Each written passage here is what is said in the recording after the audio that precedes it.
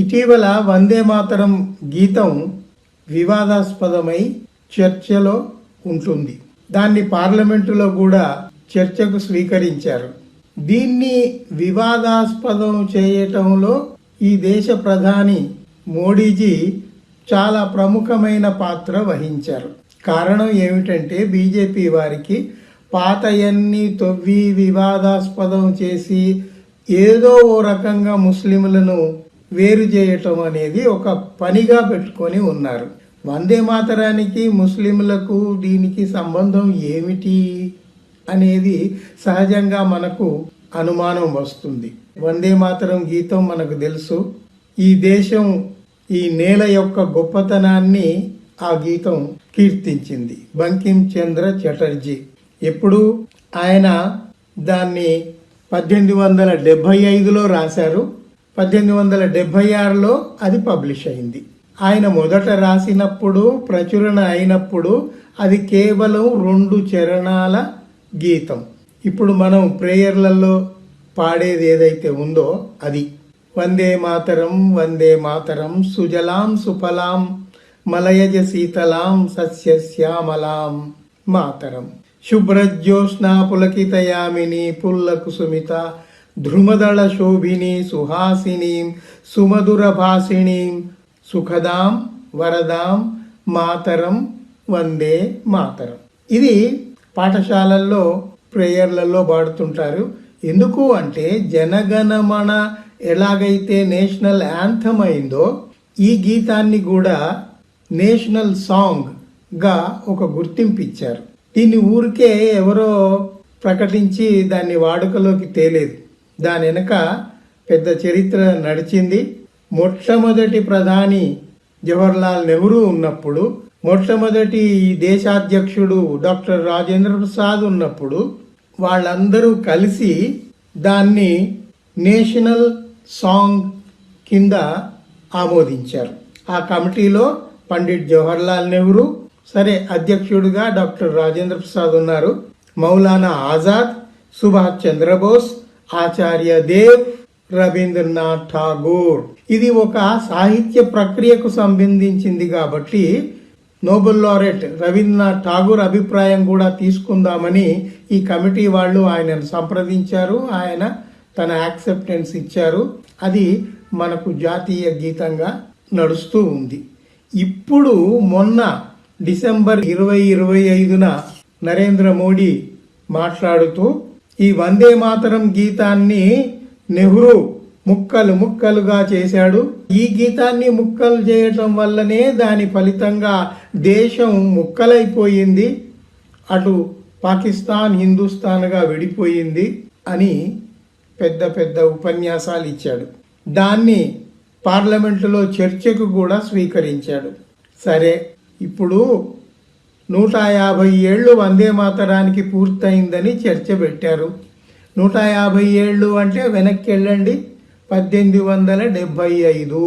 1875లోనే వందే మాతరం రాయబడింది అని ఇందాకే మనం చెప్పుకున్నాం. మరి ఈ వందే మాతరం ఎందుకు వివాదాస్పదమైంది అనేది చాలా మందికి బహుశా తెలిసి ఉండకపోవచ్చు. ఏమిటి అంటే ఈ 2 చరణాల గీతం వందే మాతరాన్ని అప్పుడు కమిటీ సభ్యులందరూ ఆమోదించారు. జాతీయ గీతంగా ఇది నడుస్తూ ఉంది, వాడుకలో ఉంది. ఇప్పుడు నెహ్రూ దాన్ని ముక్కలు చేశాడు అనేది తప్పు, అబద్ధం. ఎందుకంటే బీజేపీ వారి దగ్గర ఫేక్ న్యూస్ ఫ్యాక్టరీ ఒకటి ఉంటుంది. దానికి చీఫ్ ఈయనే కాబట్టి ఈయనే దానికి ఆయువు పోస్తుంటాడు, ప్రాణం పోస్తుంటాడు. అబద్ధాలు అప్పుడప్పుడు చెప్పి మన దేశ ప్రజల్ని మోసం చేస్తూ ఉంటాడు. ఏమిటి విషయం అక్కడ జరిగింది అంటే 1875లో బంకిం చంద్ర ఆ గీతం రాశాడు, 76లో అచ్చయింది. అది జనంలోకి పోయింది, జనం పాడుకుంటున్నారు. అప్పుడు బ్రిటిష్కి వ్యతిరేకంగా దేశభక్తి గీతాలు పాడుతున్నారు కాబట్టి అందులో ఇది కూడా ప్రముఖ పాత్ర వహించింది. అయితే అక్కడ జరిగింది ఏమిటి అంటే 76లో అది ప్రచురణ అయితే 1882లో ఈయన బంకిం చంద్ర ఆనంద్ మఠ్ అనే ఒక నవల రాశాడు. ఆ నవలలో ఈ గీతం యొక్క 2 చరణాలు పెట్టి దీనికి తోడుగా మరొక 3 చరణాలని జోడించి వందే మాతరాన్ని అక్కడ ఆ నవలలోని ఆ కథకు సన్నివేశానికి సంబంధించి ఆయన ఆ పాటను అందులో పెట్టుకున్నాడు. ఆయన రాసిన నవలనే కాబట్టి రచయితగా కవిగా ఆయనకు ఆ స్వతంత్రం ఉంటుంది. ఆయన రాసిందే కాబట్టి ఆయన గీతాన్ని నవలలో పెట్టుకున్నాడు. మొదట రాసిన 2 చరణాలతో పాటు ఆ తర్వాత రాసిన 3 చరణాలని కూడా జోడించి అందులో పెట్టుకున్నాడు. అందులో తప్పు ఏమీ లేదు. అయితే దాన్ని తీసుకొచ్చి ఇప్పుడు వివాదాస్పదం చేయటంలోనే తప్పుంది. ఎందుకుంది అంటే ఇప్పుడు గమనించండి, ఆయన తర్వాత జోడించిన 3 చరణాలు ఏవైతే ఉన్నాయో అవి ఈ దేశానికి సంబంధించిన చరణాలు కావు. బెంగాల్లో మనకు తెలుసు కదా, దేవి పూజలు బాగా చేస్తారు. కాళీమాత పూజలు, దేవీమాత పూజలు చేస్తుంటారు. అయితే ఆ కాళికాదేవిని పొగడుతూ భజనలు చేస్తూ ఆయన ఆ మిగతా 3 చరణాలు రాసుకున్నాడు. ఆ 3 చరణాలు ఇట్లా ఉన్నాయి, దయచేసి శ్రద్ధగా వినండి. అందులో సప్తకోటి కంఠ కలకల నినాదకరాళే త్వాహి దుర్గా దశ ప్రహరణ ధారిణి కమలా కమలాదళ్ విహారిణి వాణి విద్యాదాయిని నమామి త్వం నమామి కమలా అమలా అతులం సుజలా సుఫలా మాతరం వందే మాతరం. ఈ మాటల్లో మనకు ఒక విషయం బాగా గమనించాలి. అసలు మొదలు పెట్టడమే సప్తకోటి అని అన్నాడు. సప్తకోటి అంటే 7 కోట్ల జనాభా ఎక్కడుంది? బెంగాల్ని ఉద్దేశించి ఆయన సప్తకోటి అని రాసుకున్నాడు. ఇది మొత్తం దేశాన్ని ఉద్దేశించి రాయలేదు. ఎందుకంటే దేశం మొత్తం జనాభా చూసుకుంటే చాలా ఉంటుంది, 7 కోట్లు ఉండదు కదా. అక్కడే మనకు తెలిసిపోయింది బంకిం చంద్ర ఆయన బెంగాల్కు పరిమితమై రాసుకున్నాడు. తర్వాత ఈ బీజేపీ వారికి ఎందుకు నచ్చింది అంటే అందులో కమలా కమలా అని ఉంది కదా. సరే, విద్యాదాయిని అనేది ఉంది, నువ్వు విద్య ఇచ్చినవు నువ్వే, అవన్నీ పొగడ్తలు ఉన్నాయి. ఆ దుర్గామాతను పొగడారు. అయితే అక్కడ కమలా కమలా అని వాళ్ళ గుర్తు ఉంది కాబట్టి ఒకటి. ఇది ఈ 3 చరణాలతో కలిపి మొత్తం వందే మాతరం 5 చరణాలని ఈ దేశం స్వీకరించాలి అని ప్రధాని మోడీ గారి యొక్క ఆలోచన. అయితే ఈ 3 చరణాలు వచ్చినప్పుడు అప్పుడే దాని మీద చర్చలు జరిగాయి. దీన్ని మేము స్వీకరించటం లేదు అని జిన్నా చెప్పాడు. ఎందుకు అంటే అది హిందూ దేవత యొక్క పొగడ్త భజన ఉంది, అది దేశానికి సంబంధించింది కాదు కదా, అందువల్ల మేము దాన్ని స్వీకరించాం.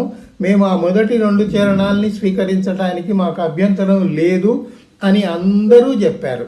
ఆ మొదటి 2 చరణాలని యాక్సెప్ట్ చేసిన వాళ్ళు అందరూ ఉన్నారు. ఇందాకే చెప్పుకున్నాం కదా, రవీంద్రనాథ్ ఠాగూర్ దగ్గర నుండి అందరూ యాక్సెప్టెన్స్ ఇచ్చారు. సుభాష్ చంద్రబోస్ కూడా యాక్సెప్టెన్స్ ఇచ్చాడు. ఇది కాకుండా అప్పుడు గాంధీజీ ఉన్నారు. గాంధీజీ హరిజన్ పత్రిక ఉంది కదా, హరిజన్ పత్రికలో ఆయన ఇలా రాశాడు. జూలై 1, 1939 ఏం రాసుకున్నాడంటే, it has become a most powerful battle cry among Hindus and Musalmans of Bengal during partition days. If at any mixed gathering any person objected to the singing of Vande Mataram, it should be dropped. Mixed gathering అంటే హిందువులు, ముస్లింలు, క్రైస్తవులు అందరూ కలిసి ఉన్న ఒక mixed గ్యాదరింగ్లో ఎవరైనా ఇది దేవీమాతకు సంబంధించిన ప్రేయర్ కాబట్టి మేము పాడము అని ఎవరైనా ఆబ్జెక్ట్ చేస్తే వెంటనే దాన్ని ఆపేయాలి అని గాంధీజీ కూడా హరిజన్ పత్రికలో రాసుకున్నాడు. అట్లాంటి దాన్ని తెచ్చి ఇప్పుడు చర్చకు పెట్టి ఈ మొత్తం 5 చరణాల గీతాన్ని ఈ దేశం మీద రుద్ది వాళ్ళ హిందుత్వ భావజాలాన్ని ప్రచారం చేసుకోవాలని వాళ్ళ ప్లాను. ఇంకా 1875 నాటి రోజులకు పోతే ఇంకా చాలా విషయాలు ఉన్నాయి. ఆ రోజుల్లో సన్యాసి రివోల్ట్ అయింది. సన్యాసి రివోల్ట్ ఎలాగయిందో ఫకీర్ రివోల్ట్ కూడా అయింది. ఈ సన్యాసి రివోల్ట్, ఫకీర్ రివోల్ట్ ఇవన్నీ ఎందుకు వచ్చినాయి అంటే అప్పుడు బెంగాల్ ప్రాంతంలో రాజుగా ఉన్న సిరాజుద్దౌలాను గద్దె దింపడానికి ఒక తిరుగుబాట్లు జరిగాయి. ఆ తిరుగుబాట్ల నేపథ్యంలో అవి వచ్చాయి. అభిరుచి ఉన్నవాళ్ళు గూగుల్లో కొట్టి చూసినా మీకు ఈ సన్యాసి రివోల్ట్, ఫకీర్ రివోల్ట్ అవన్నీ మీకు అందులో కనబడతాయి.